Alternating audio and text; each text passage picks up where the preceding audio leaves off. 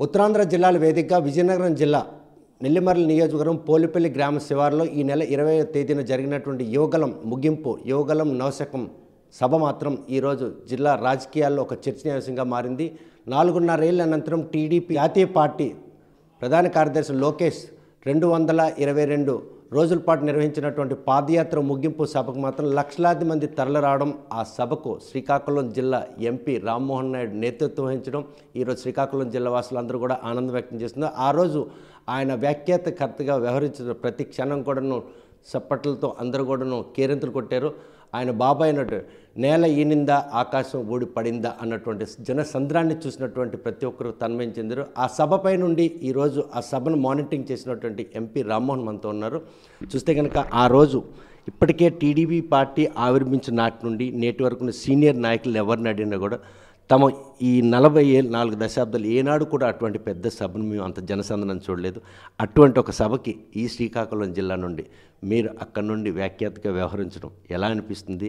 ఎప్పుడైనా ఇటువంటి జనసంద్రం మనం ఇలా కల్లారా చూస్తాం. ఈ 4.5 ఏళ్ళు ఈ రాక్షస పాలన నేపథ్యంలో జరిగినటువంటి ఈ యువగలం నవశకం ముగింపు సభ ఏ విధంగా పరిణామం తీసుకుంది? ముఖ్యంగా అలాంటి అంత పెద్ద సభ జరగడం, ఆ సభకి వ్యాఖ్యాతగా ఆ అవకాశం రావడం నిజంగా మహాభాగ్యం, ఒక మహా అదృష్టంగా నేను భావిస్తున్నాను. ఎందుకనంటే తెలుగుదేశం పార్టీలో కూడా చాలామంది నాయకులు నాకంటే సీనియర్స్ ఉన్నారు, పెద్ద పెద్ద వాళ్ళు ఉన్నారు, మహానుభావులు ఉన్నారు. అటువంటిది యువకుడిగా ఉన్నటువంటి నాకు ఆ సభని నడిపించేటటువంటి అవకాశం చంద్రబాబు నాయుడు గారు కల్పించడం అనేది నిజంగా ఆయనకి ప్రత్యేకంగా ధన్యవాదాలు. ఎందుకనంటే యువత మీద ఆయనకున్నటువంటి నమ్మకం అటువంటిది.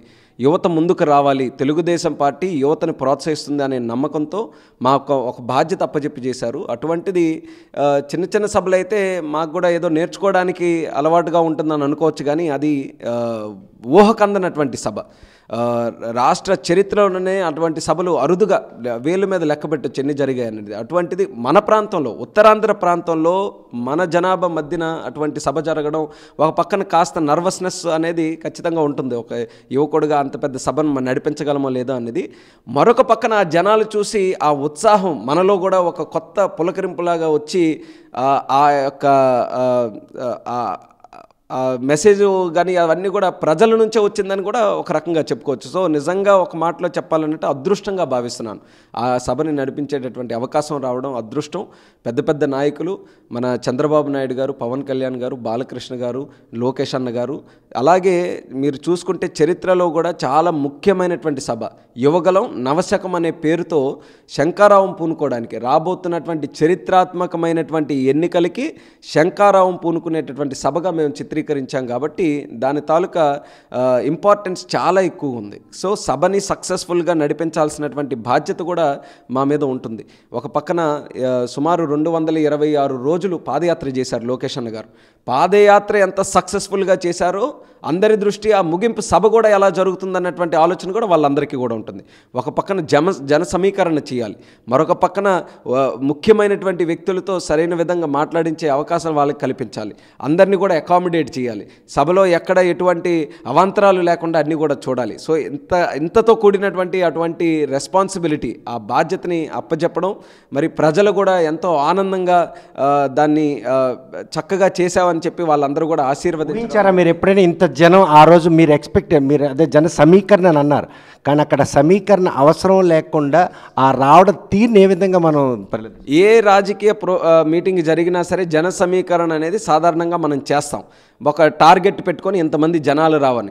కానీ మా అంచనాలకి మించి, టార్గెట్లకి మించి అసలు సుమారు 10-15 కిలోమీటర్ల వరకు కూడా ట్రాఫిక్ జామ్ అయిపోయే హైవేల మీద మేము ఆ రోజు చూసినటువంటిది. మధ్యాహ్నం ఎవరైతే వచ్చారో మీటింగ్కి, సాయంత్రం మీటింగ్ అయినంత వరకు కూడా ఒక పక్కన మంచు కురుస్తున్నా, సమయం అయిపోతున్నా సరే, రాత్రి పడుతున్నా సరే, ఎవరు కూడా కదలకుండా ఎక్కడ ఉన్న వాళ్ళ విగ్రహాలలాగా అక్కడే ఉండి సభనంతని కూడా అయినంత వరకు ఆడియన్స్ అందరూ కూడా ఉన్నారని అంటే, కార్యకర్తలు అంత బాధ్యతగా సభను నడిపించారనంటే వాళ్ళలో ఎంత కసి, ఈ తెలుగుదేశం పార్టీ అలాగే జనసేన కార్యకర్తలు కూడా చాలామంది వచ్చారు. ఇద్దరు కూడా కలిసికట్టుగా ఎంత కసి మీద మళ్ళీ మనం ప్రభుత్వాన్ని తీసుకొని రావాలన్నటువంటి పరిస్థితి ఎంతగా ఉందో అనేది వాళ్ళ తాలూకా ఆ రోజు వచ్చినటువంటి జనాలను చూస్తేనే మనం అనుకోవచ్చు. మేమైతే ఒక అంచనాల ప్రకారం అనుకున్నాం ఎక్కువగానే వస్తారని, కానీ అంచనాలను మించి కూడా రావడం. మీ డిజిట్ ఎంత అనుకున్నారు? ఎక్స్పెక్టేషన్ ఎంత? మేము అరౌండ్ 3 lakhs వరకు అనుకున్నాం. అట్లీస్ట్ 5 lakhs వరకు అయినా వచ్చుంటారనేది ఇంటెలిజెన్స్ రిపోర్ట్ కూడా ఉంది. కాబట్టి అంచనాలకు మించి వచ్చారు.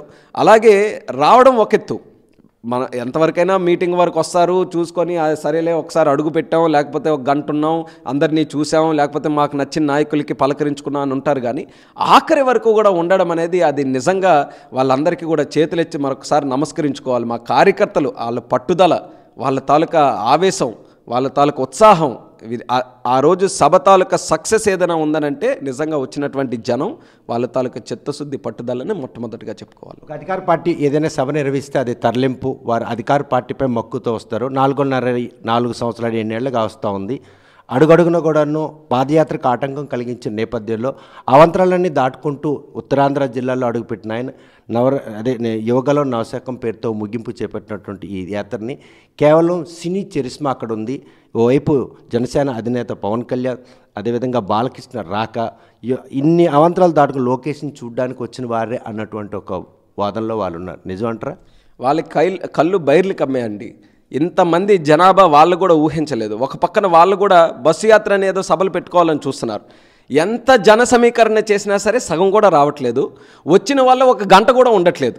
ఎంత తొందరగా పరిగెట్టి పారిపోతామా అన్నటువంటి ఆలోచనలో వైసీపీ సభలు జరుగుతుంటే ఇక్కడ లక్షల మంది, మేము పిలవకపోయినా సరే చాలామంది ఉత్సాహంగా మన కార్యక్రమం అన్నట్టుగా భావించి, తెలుగుదేశం పార్టీ జనసేన కార్యక్రమాన్ని భావించి ఆ రోజు విజయవంతంగా చేయడానికి వస్తే వాళ్ళకి ఇంకేం మాట్లాడతారండి? అవంతరాలు వెహికల్స్ కూడా ఇచ్చే పరిస్థితి లేదు. ఆర్టీసీ బస్సులు లేదు, బస్సులు ఇవ్వలేదు, ఆటోలు కూడా పర్మిషన్ లేదు. ఇతరత్ర వెహికల్స్ వచ్చినా కూడా కేసులు పెడతాను బెదిరింపులు చేసినప్పటికి కూడా ఇంత సెంటర్ పాయింట్లో ఉత్తరాంధ్ర జిల్లాలో ఉలిక్కిపాటుకు గురే ఒక సభగా దాని పరిణామం. ఎగ్జాక్ట్లీ. వాళ్ళు ఈ సభని కూడా ఎలా చెడగొట్టాలన్నటువంటి ప్రయత్నాలు కూడా చాలా విశ్వ ప్రయత్నాలన్నీ కూడా చేశారు. పర్మిషన్లు ఇవ్వకపోవడం, బస్సుల్ని ఆర్గనైజ్ చేయకపోవడం, పోలీసుల చేత సరిగ్గా రూట్స్ని డిమార్కెట్ చేయకపోవడం, ఇలా రకరకాలైనటువంటి ప్రయత్నాలు చేసినప్పటికీ కూడా ఎక్కడ కూడా జనాలు తగ్గలేదే. ఇంకా మా అంచనాలు కూడా పెరిగారనేది కూడా మేము చెప్తున్నాం. మరి అటువంటి సందర్భంలో మీరు మైకి పెట్టి వైఎస్ఆర్ కాంగ్రెస్ పార్టీ నాయకులకి ఎంత పెద్ద సభ జరిగిందనంటే ఏం చెప్పుకుంటారు? వాళ్ళు చెప్పుకోవడానికి ఏమీ లేదు కాబట్టి ఏదో సినీ కలరింగ్ అని చెప్పుకుంటున్నారు తప్పితే ఆ రోజు వేదిక మీద ఉన్నటువంటి జనాలు మీరందరూ కానీ, వేదిక ముందు ఉన్నటువంటిది మీరందరూ కూడా చూసుకుంటే ఆ ఎమోషన్ కేవలం సినిమాలు తారలు లేకపోతే దానికి ఉన్నటువంటి ఎమోషన్ కాదు. ఒక ప్రజాస్వామ్య ప్రభుత్వాన్ని మనం తీసుకొని రావాలి, ప్రజాస్వామ్యానికి ఉండే శక్తి ఏంటో ఈ వైఎస్ఆర్ కాంగ్రెస్ పార్టీకి మనం తెలియజేయాలి. అలాగే ఒక యువకుడు 3000 కిలోమీటర్ల రాష్ట్రమంతా కూడా ఏ ఇబ్బందులు అయితే ఆ మీటింగ్ పెట్టారో ఆయనకి ప్రతిరోజు పెట్టారు. యువగలం పాదయాత్ర అంతా లోకేష్ గారిని నానా హింసలు పెట్టారు. అయినా సరే అవన్నిటిని కూడా దాటుకుంటూ అక్కడ కుప్పం నుంచి ఈరోజు విశాఖపట్నం వరకు ఇంత అద్భుతంగా ఒక యువకుడు నడుచుకొని మన గలాన్ని తన గలంగా చేసుకొని ఈరోజు అద్భుతంగా ఈ కార్యక్రమం చేశాడే, ఆయన్ని ఆశీర్వదించాలి, సపోర్ట్ చేయాలని చెప్పి అందరూ కూడా కలిసికట్టుగా వచ్చినటువంటి సభ తప్పితే వాళ్ళు అనుకున్నట్టుగా ఏదో మాయ చేసో లేకపోతే సినీ తారలనో అది కేవలం ఒట్టొట్టి మాటలే. వాళ్ళు ఏం చెప్పాలో తెలియక, వీళ్ళు తల ఎక్కడ దాచుకోవాలో తెలియక చెప్తున్నటువంటి మాటలే. కాకపోతే అదే నిజం అనేది వాళ్ళు ఎప్పటికైనా గ్రహించాలి, జీర్ణించుకోవాలి. రేపు దీని తాలూకా ప్రభావం ఎలా ఉంటుందనేది రేపు రాబోతున్నటువంటి ఫలితాలు కూడా అలాగే వస్తాయి. సో దానికి కూడా మీకు కావాలనంటే మీరేం చెప్పుకుంటారో చెప్పుకోవడానికి ప్రిపేర్ అవ్వండి తప్ప ఇంకా మార్పు అనేది ఎక్కడా కూడా మనం అనుకున్నట్టుగా తెలుగుదేశం పార్టీ జనసేన పార్టీ కలయికతోనే ప్రభుత్వం ఏర్పడుతుంది. అందులో ఎక్కడ కూడా మార్పు ఉండదు. 2024 ఎన్నికలకి శంకారావం పూరించినటువంటి ఆ సభ ఈరోజు శ్రీకాకుళం జిల్లా బాబాయ్ అబ్బాయి కూడాను నిన్న పూరించినట్టు అనిపిస్తుంది. అంటే ఒక ఎన్నికల ఒక సందడి వాతావరణం ఏర్పడినట్టేనా? ఖచ్చితంగా మొదలైంది. సాధారణంగానే ఒక 3 నెలలు ఎలక్షన్లు వస్తున్నాయనంటే ఆ హీట్ అనేది అప్పటి నుంచే మొదలవుతుంది. కానీ దానికి తోడుగా మనం మొన్న జరిగినటువంటి సభ అందరినీ కూడా తట్టి లేపి వాళ్ళలో ఒక కొత్త ఉత్సాహాన్ని నింపి పంపించాం. ఆ రోజు సభలో కూడా వచ్చినటువంటి వాళ్ళకి తెలుగుదేశం పార్టీ జనసేన కలిసికట్టుగా వస్తే ఆ శక్తి ఏ రకంగా ఉంటుందనేది ఆ రోజు సభ ద్వారా మనం చేశాం. కాబట్టి ఈరోజు ఎక్కడ స్థానికంగా నియోజకవర్గ స్థాయిలో కానీ జిల్లా స్థాయిలో కానీ ఏ ప్రోగ్రాం ప్రోగ్రామ్స్ చేసినా సరే ఇంకా అడ్డు అదుపు ఉండట్లేదు. ఇంకా జనాలు కూడా స్పీడ్ మీదకు ఉన్నారు. ఎప్పుడు ఎలక్షన్లు వస్తాయి, ఎప్పుడు మనం తెలుగుదేశం పార్టీని జనసేనని గెలిపించుకుంటామని అందరూ కూడా వేచి చూస్తున్నారు. ఆ తాలూకా ఎఫెక్టే నిన్న మేము టెక్కల్లో కూడా ఒక బైక్ ర్యాలీని మేము చేస్తే, మేము కూడా రాజకీయాల్లో 40 సంవత్సరాలు ఉన్నాం. చాలా కార్యక్రమాలు మా ఆధ్వర్యంలో, చిన్నాన్న ఆధ్వర్యంలో, నాన్నగారు ఆధ్వర్యంలో చేశాం. కానీ నిన్న మేము చూసినటువంటి స్పీడు, నిన్న జనాలు తాలూకా ఊపు మేము ఎప్పుడు కూడా చూడలేదు. దాదాపు 4000 బైకులు ఒక ర్యాలీకి, అది కూడా మేము కేవలం ఫోన్లో పిలుపునిచ్చాం. ఈరోజు ఒక కార్యక్రమం చేద్దాం, బైక్ ర్యాలీ చేద్దాం, తర్వాత మీటింగ్ ఉంటుందని సర్వసాధారణంగా ఏ ప్రొసీజర్ అయితే ఒక మీటింగ్ ఫాలో అవుతాం అలా ఫాలో అయ్యాం. మేము ఒక అంచనాలు వేసుకున్నాం 1500 2000 బైకులు వస్తాయని. 4000 మంది బైకులతో వచ్చి బైక్ ర్యాలీని సుమారు 4 కిలోమీటర్ల వరకు బైకులు జెండాలు తప్పితే మరొకటి లేదు. అంత పెద్ద ఎత్తున ఈరోజు వచ్చిందనంటే ఆ యువగలం నవశకం తాలూకా కార్యక్రమం ప్రజల్లో ఎంత ఉత్సాహం నింపిందో నిన్ననే మాకు కనబడింది. అంటే ఏ సభ జరిగినా సరే ఖాళీ లేకుండా మనం అందరం వెళ్ళిపోవాలి, ఇంటిలో ఇంకా ఉండకూడదు, రోడ్డుల మీద ఉండాలి, జెండాలు పట్టుకొని వెళ్ళాలి. తెలుగుదేశం పార్టీ పిలుపుచ్చిందనంటే కార్యకర్తలు అందరూ కూడా సిద్ధంగా ఉండి కదలండి అంటూ ముందుకు వెళ్ళాలనేది ఆ మెసేజ్ ఈరోజు కార్యకర్తల్లో మేము చూస్తున్నాం. కాబట్టి యువగలం పాదయాత్ర కానీ, ముగింపు సభ కానీ ఈరోజు కార్యకర్తల్లో మాత్రం నూతన ఉత్సాహం నింపింది. మాకు ఈ 3 నెలలు ఏ బూస్టింగ్ అయితే కావాలో ఆ రోజు జరిగినటువంటి ఆ సభ ద్వారా బూస్టింగ్ వచ్చిందని మేము ఖచ్చితంగా ఆ నమ్మకం కూడా మాకు కలుగుతుంది. ఇంకా తెలుగుదేశం పార్టీని, జనసేనను ఆపే శక్తి అనేది ఈ రాష్ట్రంలోనైతే ఇంకా లేదు. జెట్ స్పీడ్తో దూసుకుపోతున్నటువంటి రామ్మోహన్ నాయుడికి ఈ పొత్తుల విషయంలో, జనసేన టీడీపీ పొత్తుల విషయంలో ఉమ్మడి శ్రీకాకుళం జిల్లాలోని 10 నియోజకవర్గాల్లో 2014లో నాన్నగారు ఇదైన తర్వాత మీ పోటీలో బీజేపీకి ఒక స్థానం అన్నటువంటి విషయంలోనే ఆ రోజు ప్రజాసభను పూర్తిగా ధ్వంసం చేసిన ఒక ఆగ్రహం, ఆవేదన కలిగింది.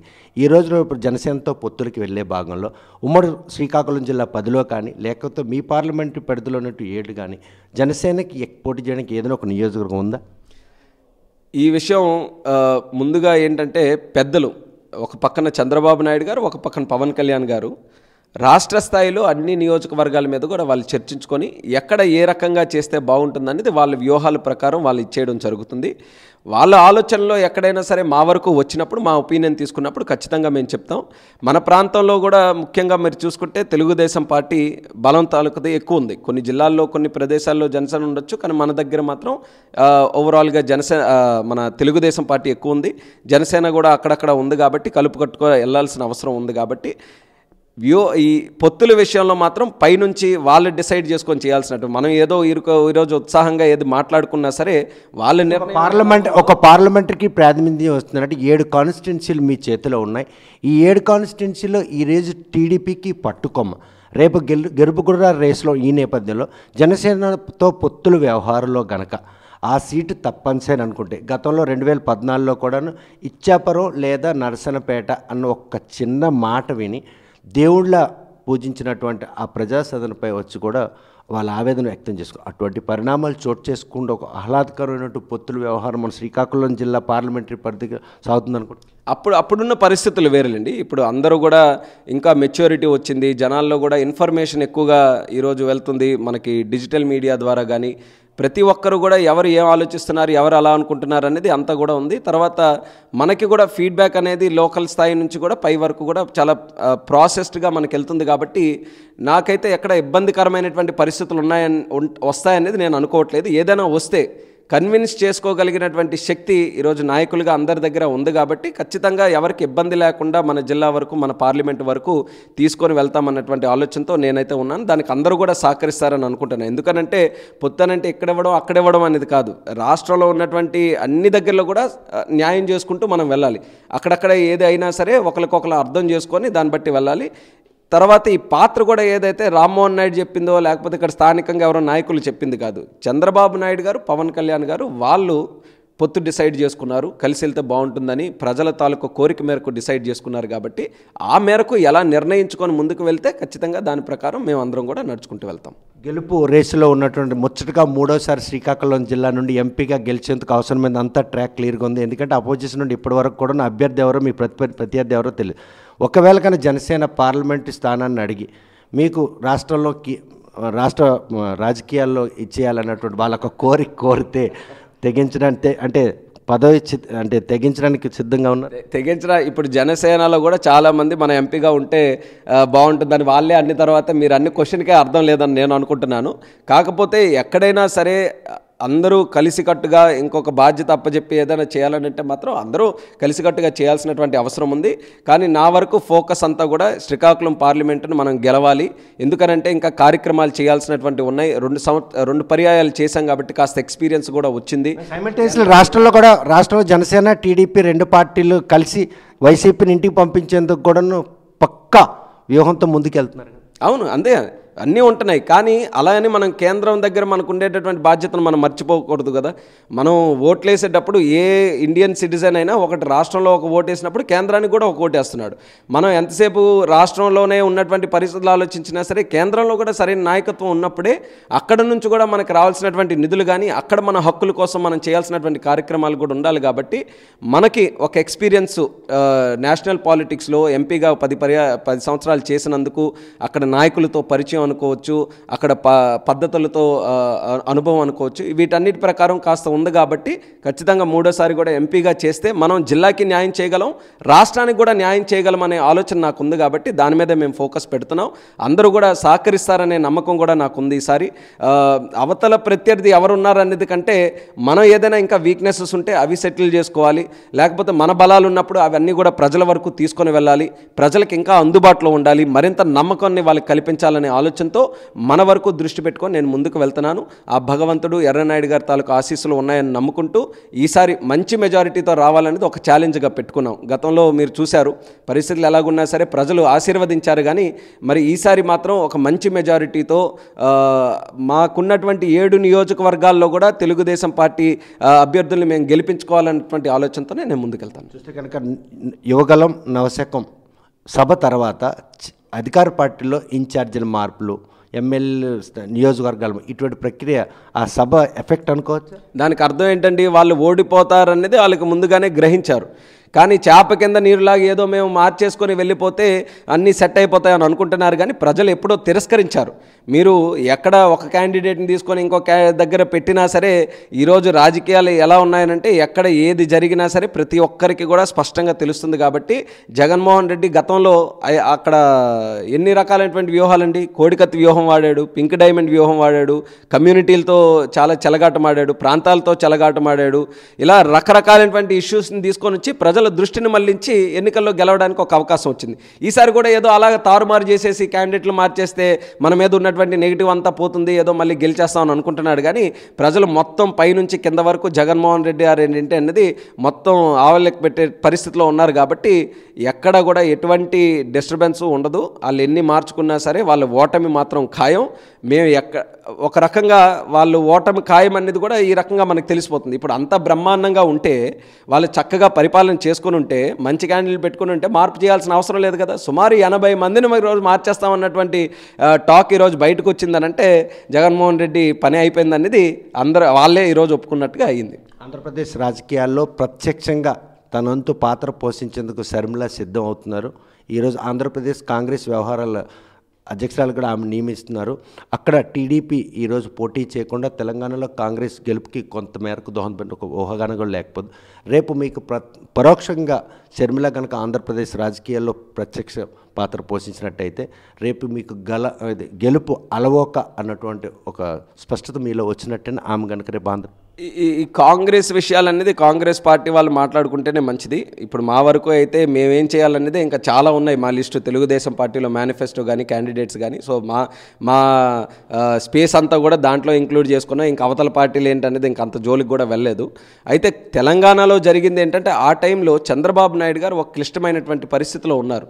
ఆ రోజు అక్రమంగా అరెస్ట్ చేయబడి ఉన్నారు. కాబట్టి ఆ టైంలో క్యాండిడేట్ సెలక్షన్ కానీ ఒక రాజకీయంగా ఒక వ్యూహాత్మకంగా ఒక ఎన్నికలు జరిపించాలనంటే అది కష్టంతో కూడినటువంటి పని. కాబట్టి ఆ రోజు ఆ సమయంలో మనం పోటీ చేయడం కరెక్ట్ కాదేమో అని ఒక నిర్ణయం కూడా తీసుకోవడం జరిగింది. అలాగని వీళ్ళకి ఓటేయండి వాళ్ళకి ఓటేయండి అనేది ఎవరు ప్రచారం చేయలేదు, ఎవరికి కూడా మద్దతు తెలియజేయలేదు.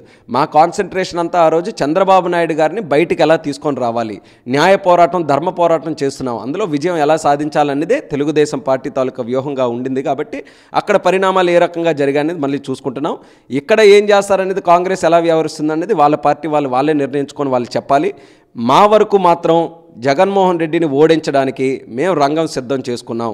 మేము ఆయన చేసినటువంటి తప్పులు ఏవైతే ఉన్నాయో ప్రజల వరకు తీసుకొని వెళ్ళడానికి 4.5 సంవత్సరాలు పోరాటం చేశాం, విజయం సాధించాం. ఈరోజు ప్రజలు దానికి స్పందిస్తూ ఈరోజు మళ్ళీ చంద్రబాబు నాయుడు గారిని ముఖ్యమంత్రి చేయాలని కోరుకుంటున్నారు. ఇంకా ఆ క్రమంలో ఎక్కడ మిగిలినటువంటి తప్పులు లేకుండా సరైనటువంటి క్యాండిడేట్స్ని ఎంచుకోవాలి.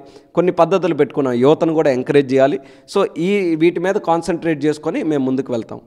చూస్తే కనుక ఆ రోజు జరిగిన సభకి నేతృత్వం వహించడం మాత్రం తన పూర్వజన్మ సుకృతంగా భావిస్తున్నారు. ముచ్చటగా 3వసారి శ్రీకాకుళం జిల్లా నుండి ఎంపీగా గెలిచి అది కూడా భారీ మెజార్టీతో గెలవాలని ఆయన మాత్రం వ్యూహం రచించుకుంటున్నారు. ఏదైతే పొరుగు రాష్ట్రం తెలంగాణకు సంబంధించినటువంటి శర్మిల ఆంధ్రప్రదేశ్లో ప్రత్యక్ష రాజకీయాల్లో కనుక వస్తే అది కాంగ్రెస్ పార్టీ వ్యవహారాలకు సంబంధించింది. మరోవైపు జనసేన టీడీపీ పొత్తుల వ్యవహారంలో మాత్రం మునుపటి కంటే ప్రతి ఒక్కరు కూడాను మెచ్యూర్ అయి ఉన్నారు. వారందరూ కూడాను ఒక ఏకాభిప్రాయం. అధినేతలు ఇద్దరు చెప్పినటువంటి నిర్ణయానికి కట్టుబడే రేపు 2024లో వైసీపీ ప్రభుత్వాన్ని ఈ రాష్ట్రంలో పంపించడమే ఒక ధ్యేయంగా పనిచేస్తున్న ఈ నేపథ్యంలో 2024లో చంద్రబాబు నాయుడు ఈ రాష్ట్రానికి ముఖ్యమంత్రి, టీడీపీ జనసేన పార్టీల తాలూకా పొత్తే ఈరోజు ఆంధ్రప్రదేశ్లో మరోసారి అధికారులు రాయడం ఖాయమని రామ్మోహన్ రెడ్డి స్పష్టం చేస్తున్నారు. వీడియో జర్నలిస్ట్ రామకృష్ణతో సత్యం, RTV శ్రీకాకుళం. మరిన్ని వీడియోస్ కోసం ఛానల్ ని సబ్స్క్రైబ్ చేయండి. లేటెస్ట్ అప్డేట్స్ కోసం వాట్సాప్ ఛానల్ ని ఫాలో చేయండి. అండ్ లింక్ డిస్క్రిప్షన్ లో ఉంది.